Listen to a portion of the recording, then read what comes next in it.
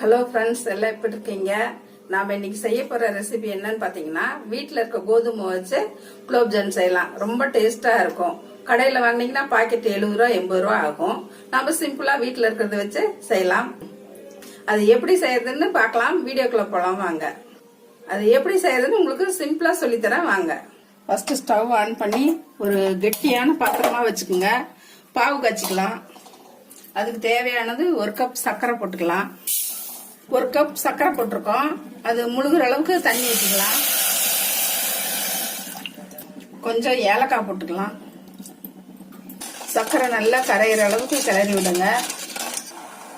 கொஞ்சமா food colour கலந்துக்கலாம். இது தேவைன்னா போடலாம், பிடிக்காதவங்க போட்டுக்க தேவையில்லை.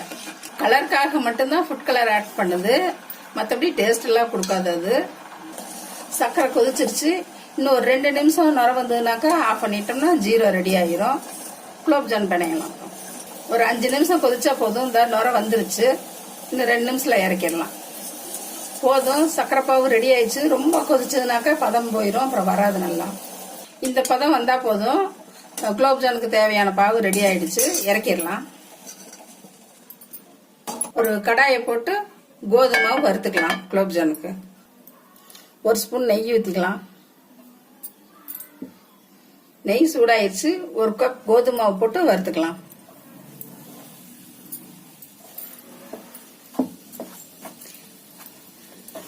ஒரு 5 நிமிஷம் லோ ஃபிளேம்ல வச்சு நல்லா கருகாம எடுத்துக்கோங்க.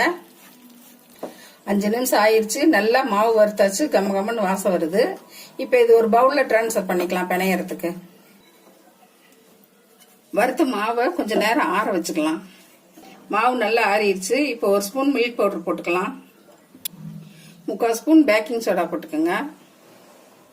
நெய் ஒரு 1.5 ஸ்பூன் ஊற்றிக்கலாம். இது எல்லாத்தையும் ஒன்னா நல்லா கலந்துக்கலாம்.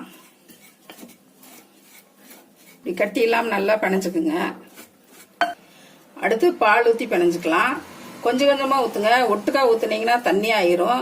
சப்பாத்தி பதம் வர அளவுக்கு பார்த்து கொஞ்சம் கொஞ்சமா பத்தலைன்னா ஊத்திக்குங்க.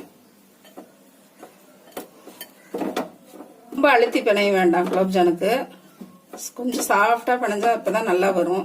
வெடிப்பு இல்லாம நல்லா வரும். இப்படி கொஞ்சம் கொஞ்சமா ஊத்துங்க.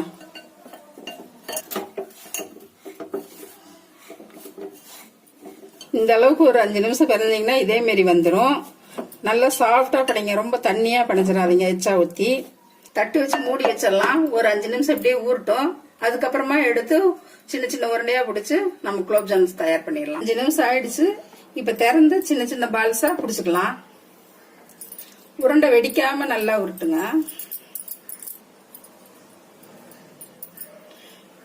உருண்டை நல்லா ரொம்ப அமுத்தாம பிடிங்க. ரொம்ப அழுத்துனீங்கன்னா நம்ம பொரிக்கும் போது விரிசல் விட்டுரும். இது மாதிரி வெடிப்பு இல்லாம நல்லா சின்னதா உருட்டி வச்சுக்கோங்க.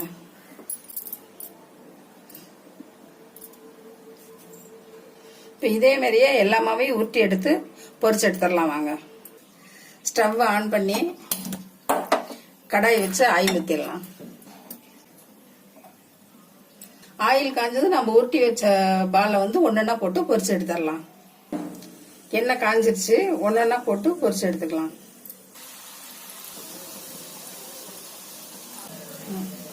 நல்லா வெந்து பொன்னிறமா ஆயிடுச்சு.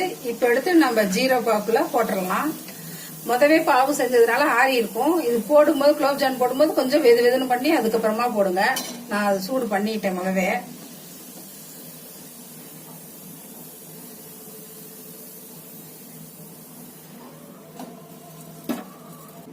வீட்டில் இருக்க கோதுமை வச்சு எவ்வளவு டேஸ்டான குலோப் ஜாமுன் செஞ்சிருக்கோம் பாருங்க. இதே மாரி நீங்களும் உங்க வீட்டில் செஞ்சு பாருங்க.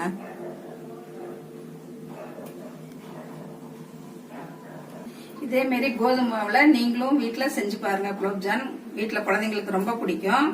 இந்த டிஷ் உங்களுக்கு பிடிச்சிருந்தா கீழே இருக்க கமெண்ட் பாக்ஸ்ல எழுதி போடுங்க. மிஸ் சம்பா சமையலுக்கு சப்ஸ்கிரைப் பண்ணுங்க. மறக்காம பெல் பட்டனை கிளிக் பண்ணுங்க. தேங்க்யூ.